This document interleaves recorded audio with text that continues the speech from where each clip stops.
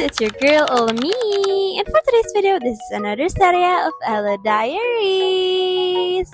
So, let's go!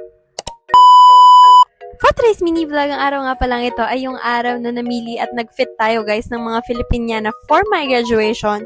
Kaya naman ang mga clips na to ay nung first week pa talaga ng June. Kung sasabihin nyo na napakaliit naman ng vlog na to guys, ayun naman talaga ang purpose kasi dapat talaga ay after graduation ko na siya ipopost. Pero yun na nga ay dahil natagalan naman talaga siya, kaya sorry na!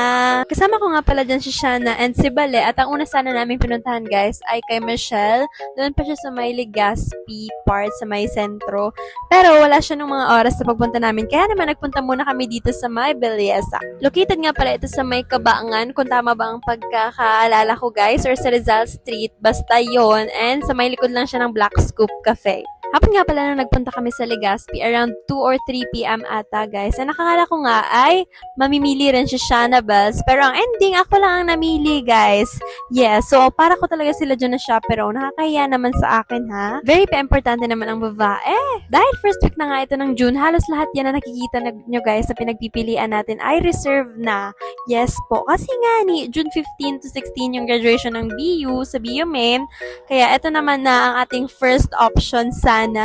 Pero nung finit ko siya guys, napakahaba niya pala hanggang floor. Ganon ka-OA yung length niya. Para na tayong magnininang sa kasal. Ganon ang peg. And yung pangalawa ko namang sinukat, parang shorter version lang nito guys. Pero hindi ko rin siya feels na maikli siya. Kaya ending, nag-try ulit tayo ng iba. Ito na nga pala yung pangatlong option natin. Ito medyo feel ko pa to ng konti kaysa dun sa first guys. Ayan yung itsura niya.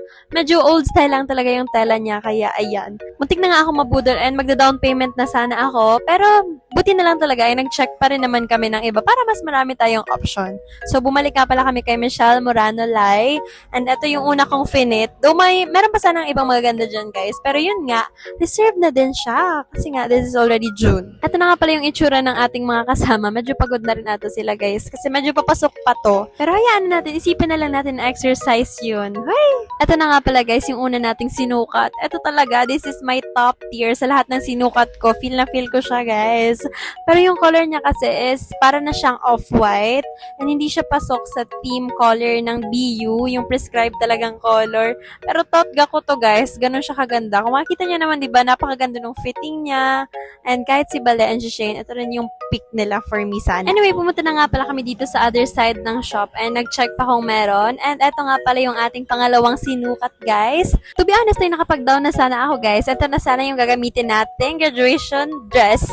Pero, hindi pa rin yan ang ating pinili and pinakancel natin. O diba, ang dami nating sinukat na mga dresses for our graduation. May mga totga pa tayo doon.